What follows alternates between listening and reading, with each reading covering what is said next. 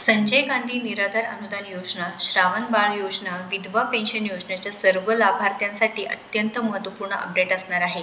दिव्यांग बांधव असतील किंवा सर्व निराधार योजनेचे लाभार्थी आहेत त्यांच्यासाठी एक महत्त्वपूर्ण निर्णय घेण्यात आलेला आहे. आत्तापर्यंत लाभार्थ्यांच्या खात्यामध्ये फेब्रुवारी महिन्याचा हप्ता जमा झालेला आहे.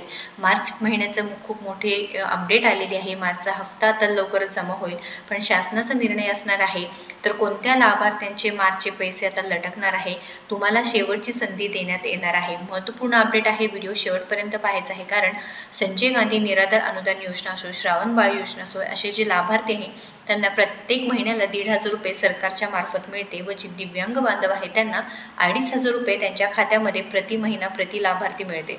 तर तुम्ही पाहू शकता याची अपडेट आलेली आहे. कागदपत्रे न जमा केल्यास मार्चचे पैसे आता लटकणार आहेत.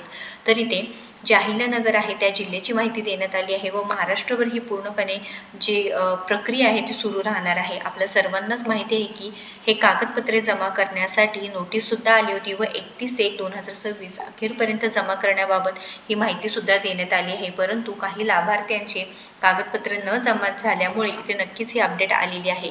तर तुम्ही पाहू शकता शासनाच्या श्रावण बाळ निराधार योजना आणि संजय गांधी निराधार योजना या अंतर्गत अनेक लाभार्थ्यांना आर्थिक मदत मिळते. या निराधारांना DBT प्रक्रियेअंतर्गत कागदपत्रे जमा करण्यास सांगण्यात आले आहे.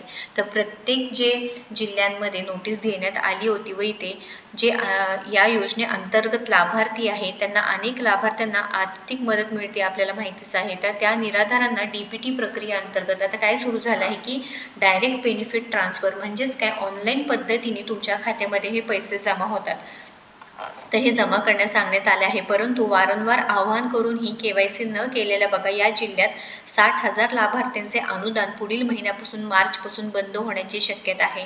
बघा हे कागदपत्रे जमा करणे खूप अत्यंत महत्त्वाचं असणार आहे. बघा प्रत्येक वेळेस आपण सांगतो की कागदपत्रे जमा करा.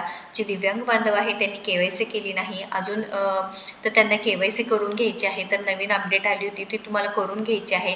त्याचमध्ये 7 ते 8 वेगवेगळे अपडेट राहतात. ते अपडेट करायचं आहे. ते अपडेट झाल्यानंतर तहसील कार्यालयामध्ये तुम्हाला जाऊन UDID कार्ड द्यायचं आहे आणि त्यानंतर तुमच्या नावासमोरचं जे हॉल्ट आहे ते काढलं जातं. ही अशी पूर्ण प्रक्रिया असते. असं नाही की फक्त आपण UDID कार्ड किंवा KYC केली आणि झालं. तर KYC केल्यानंतर त्यामध्ये 7 ते 8 वेगवेगळे अपडेट्स असतात.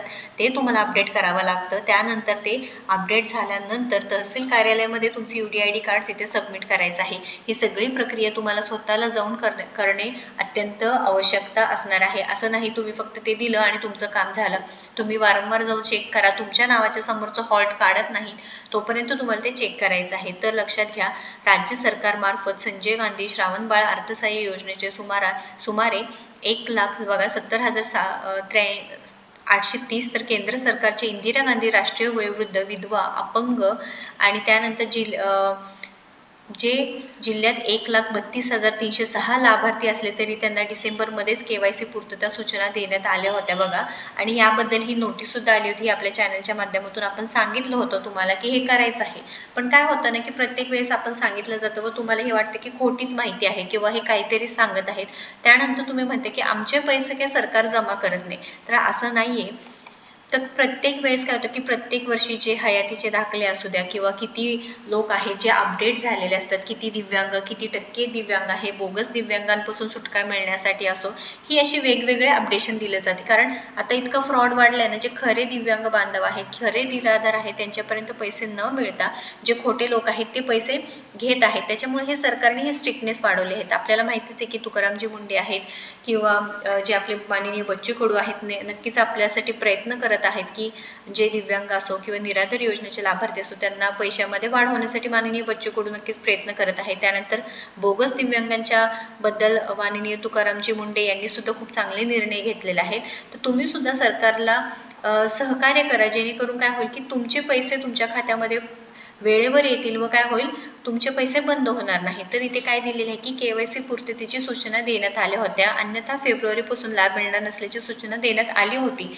मात्र अद्याप ही 60,000 लाभार्थ्यांची KYCची पूर्तता केली नाही. त्यामुळे त्यांना मार्च नंतर लाभ मिळणार नाही. बघा सरकार प्रत्येक वेळेस आपल्याला संधी देते असं म्हणजे असं नको की आपण त्या संधीचं आपण सोनं करायला पाहिजे आहे. संधी देत आहेत त्या संधीचं सोनं करायला पाहिजे आहे.